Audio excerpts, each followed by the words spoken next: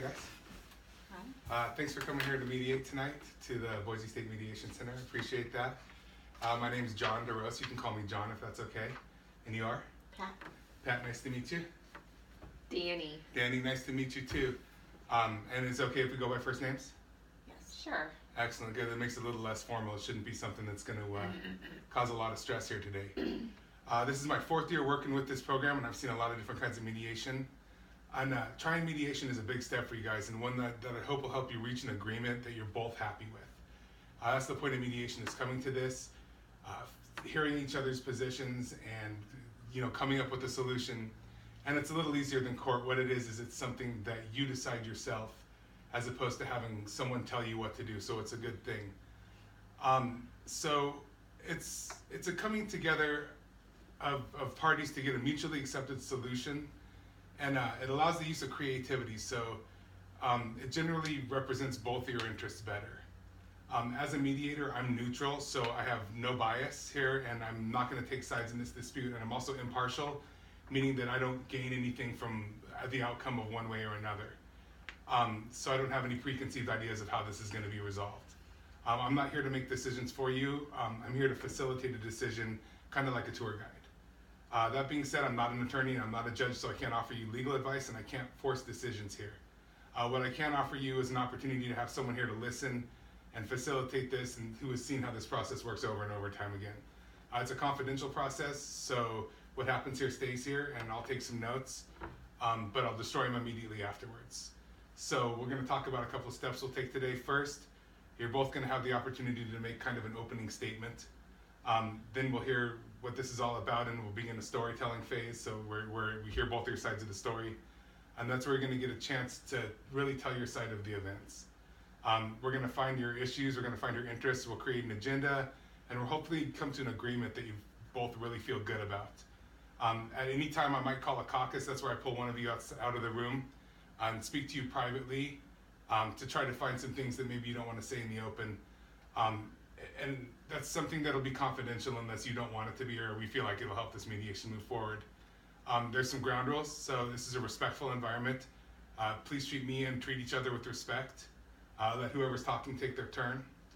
You can expect the same from me. Second, listen carefully. That's how we're really going to get to the bottom of the interests here. And then third, speak honestly during your turn, because if you don't truthfully approach the situation, you'll never get what you want out of it. So finally, if you say anything that implies harm to yourself or others, I'm legally required to report it. Can we agree to these rules? Sure. Perfect. Are there any other rules we should set? I don't think so. Great, we have this room all night, so if you have any time constraints, it'd be a great time to tell me. You guys ready and willing to start this mediation process? Yes. Yes. Excellent. So we're going to go ahead and begin with Pat, because Pat filed the complaint. And if that's okay with you, Danny? Sure. Great. So Pat, tell me a little bit about what brought you here tonight. Well, I moved out in the country, so it'd be nice and quiet. Sure. And, I work long hours, I get in late, All right. and then all of a sudden, Danny decides that he's going to bring in some chickens, and that's all you hear all day long, those chickens. And how can a person get rest? How can you enjoy the peace and quiet with all that noise? Yeah, really, it sounds like you really value your peace and quiet, and you work really hard for it. Yes. And so how long have you been neighbors with Danny? Oh, gosh. I don't know, quite a while. So years? Yeah. Yeah.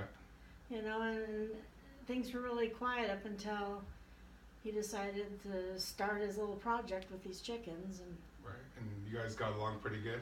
oh yeah, we really good friends. Yeah. It sounds like that's important to you too, is the friendship? Yeah, I mean I hate to lose a friend, but I hate to lose my peace and quiet at the same time. Sure. And so what brought you here today is the sound of the chickens? Yeah, I would like to see him get rid of the chickens or something. I mean, Yeah. make it back the way it was. Right, and so to that original state of peace and quiet that you value. Yes. And so how long have the chickens been around? Probably a couple months maybe. A couple months? Enough to, And the sound of the chickens really disrupts you? well, they're constantly, crowing and making their noises, and then You know, I get in at 3 a.m. and I try to go to sleep, and as soon as daylight hits, then all you can hear is the roosters going off, and Oh, it sounds exhausting. It wakes you up. yeah. Yeah, it sounds like it'd be really something that would keep you up as that sound. I know. Okay. Anything else you want to tell me before we hear Danny's side? I mean, I just don't want to lose my friendship, but we've got to do something about these chickens. Okay, perfect. Okay, Danny, how you doing? Good, how are you? Good. So tell me a little bit about the chickens. Well, I moved here to Idaho from California. I graduated with an agricultural degree. So I moved, to Idaho out in the middle of the country to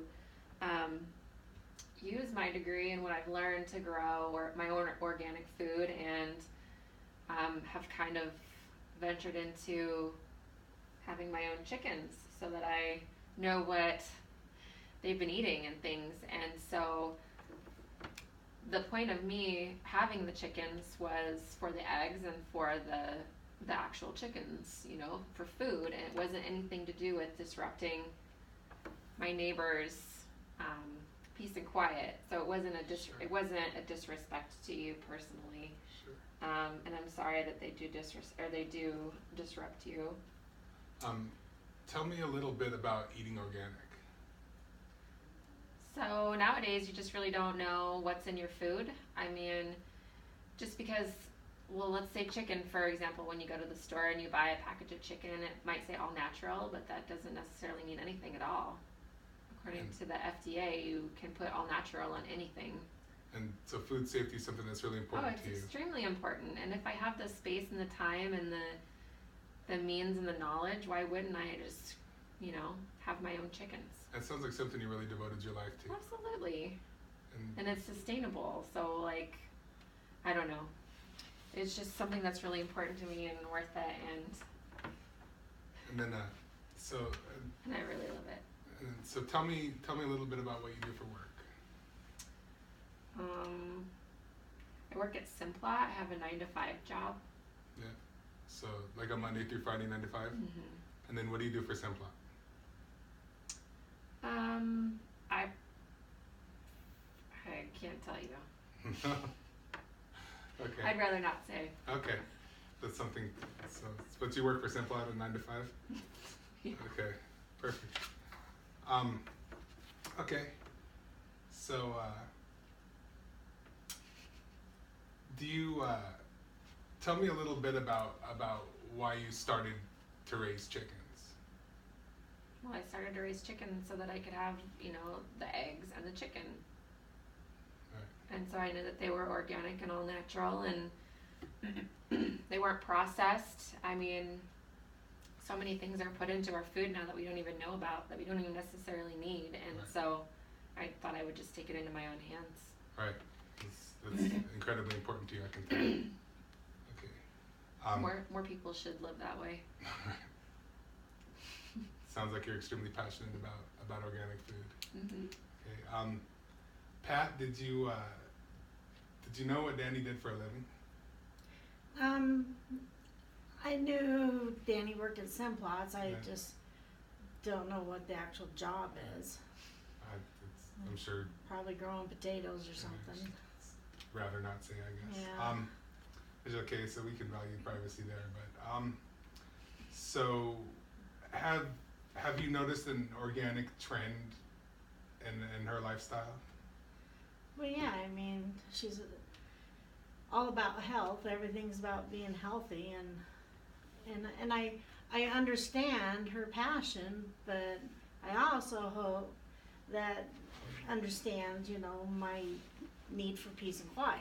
Absolutely. And then, so what does peace and quiet look like to you? To actually be able to sleep without hearing a rooster in the morning, Sure. sit out in my backyard and not hear the chickens all day. It's just the way it's set up is my front yard kind of faces her backyard, Right? because we're out in the country the way it is, and Sure. it's just like a direct shot right to the chickens. Right. Constantly. Yeah. So it kind of sounds like it's disturbing your peace and quiet, Yes. right? And so, what would be a good fix for this situation for you? What do you think would make this right again? Well, putting a muzzle on the chickens, I don't know. Little Quieting, chicken muzzles. yeah. Quieting down the chickens. I mean, figuring out something to do. I mean, not to have them right there directly towards my house. I mean, when that's all you hear now. And then when you say not directly towards your house, give me an example of that. Like I was saying, you know, you have the front of my house and it faces towards the back of that property, and that's right where the chicken coop is, this great big Right. chicken coop. So no matter what I do in the front Right. part of the house, and that's also, you know, my bedroom sits towards that front, that's, you know, all you hear is the chickens. So kind of like a direct line of sound, Yeah. right? And so, yeah, it sounds like something that would be disturbing to someone that like their peace and quiet. Okay. Okay, Danny, tell me about the chickens again. What do you think? I love my chickens. I don't want to get rid of them. Well, I don't think that that's been put on the table yet. What do you think would help this situation to be remedied? I just don't know. Well, I know that you live in the country too, and you value your space. It sounds like, and you value being out there to raise organic food and take care of your business out there. And I'm sure peace and quiet is something that really comes along with that too. You know? Yeah, but like, I mean, it's chickens, so I mean, of course they're gonna make some sound, and she works early anyways, so I mean, she's gonna be waking up anyways, you know. I think she said that she worked third shift and come home at 3 o'clock in the morning. I Well, mean, I would put a fence up in my front yard, but my front yard is like a parking area, so there's no way. Otherwise, you know, I could make that barrier, but I can't. Right. you think a fence would help? Well, I don't know if a fence is something that's gonna to stop sound, and maybe for more privacy and peace and quiet. But I don't know. When thinking about chickens, Danny, tell me a little bit about what would make it easier for someone else to deal with chickens. I mean, maybe if they reaped some of the benefits of chickens. Like if I maybe offered you some eggs sometimes, or maybe some all natural organic chicken, homegrown from the neighbor's yard. And so I know, Pat, that you brought up that the direct line of sight was a problem too. You know, the direct line of sound and the direct line of sight.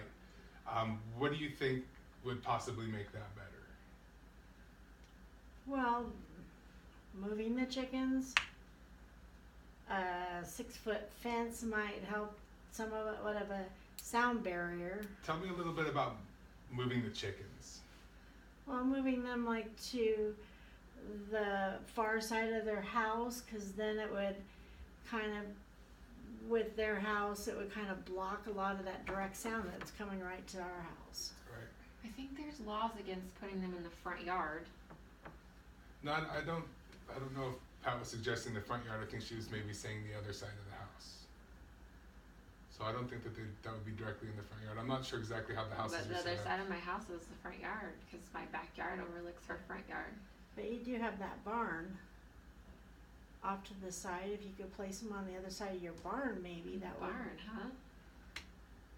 Interesting. Maybe. So moving the chickens to the other side of the barn. Okay, and I think that is not. I mean, that's definitely on the table. I think that might help abate the sound a little bit. Do you think that a fence is something you need as well, or do you think just moving the chickens might be enough? I'm thinking if you can move the chickens to the other side of the barn should do a pretty good sound barrier. Plus, it would protect your chickens in the wintertime. Well, I mean, do you want me just to try to work toward getting rid of all of the sound, or do you just want the sound to be Just- quieted, Just little kind of bit. muffled. I mean, muffled? So at 6 a.m., the rooster isn't like directly, doing his thing right to my bedroom window, it seems like. That actually sounds like it might work. So how do you feel about moving the chickens to the other side of the barn? I would be open to giving that a shot. Open to giving that a shot? Mm-hmm. And I know that you had said a little bit of the chicken profit sharing, and so tell me a little bit about what that's like. You mean like offering eggs and chicken? Right. Well, I'm always, down to talk about growing your own organic food and raising your own organic, all natural, grass-fed chickens. And me, I know that you had said that was extremely important. So I mean, yeah, if it would kind of help you with peace and quiet and respect issues, then I would certainly be, willing to I don't want to say donate eggs and chicken, but share. Share is a good word. Share. Well, I'd even be willing to buy them at a discounted price. Oh, nice. Excellent. And so that'd be something you'd be interested in too? You think that'd make the chicken burden a little easier? I do, and I would even offer up help just so I can get my peace and quiet back. Oh, nice. There's some help in moving the chickens? Yeah, I mean, we're supposed to be good neighbors and Sure. supposed to work together. And I know that both of you had said that your friendship is extremely important to you, so that's great. She's a great neighbor. I just love living next to her, and I'm so terribly sorry that my chicks have been bothering you. Well, you can't tell them to shut up, they don't listen, so. I don't speak English. So our next thing we'll do is write what we call a memorandum of understanding. It's just basically an agreement that you'll both agree to with the ground rules we've discussed today. And so let's go over those to make sure before we fill it out that we're on the same page. And that way we can get the paperwork done and everything will be good. So it sounds like, Pat, that you agreed to help Danny move her chicken coop, and Danny, it sounds like you agreed to move the chicken coop to the other side of your barn in order to help abate the sound of the chickens. And that Danny, you also agreed to share some of the eggs and chicken with Pat, and I don't know if she's gonna buy it or you're gonna share it. That's something we'll have to work out in the memorandum. And so that sounds like it'll be a really good start for both of you. And if I'll tell you what, if that doesn't work, why don't we also put in the memorandum that you both will agree to return to mediation to figure out another solution for the chickens before things escalate, because it sounds like you guys really value each other's friendships and are good neighbors, and so that's something I think that you both would be interested to keep. So how does that sound? Sounds good. Sounds good to me too. Excellent. So we'll go ahead and get the paperwork started. Perfect. Excellent. Once again, thanks for coming in today. Thanks for your help, sir. Absolutely.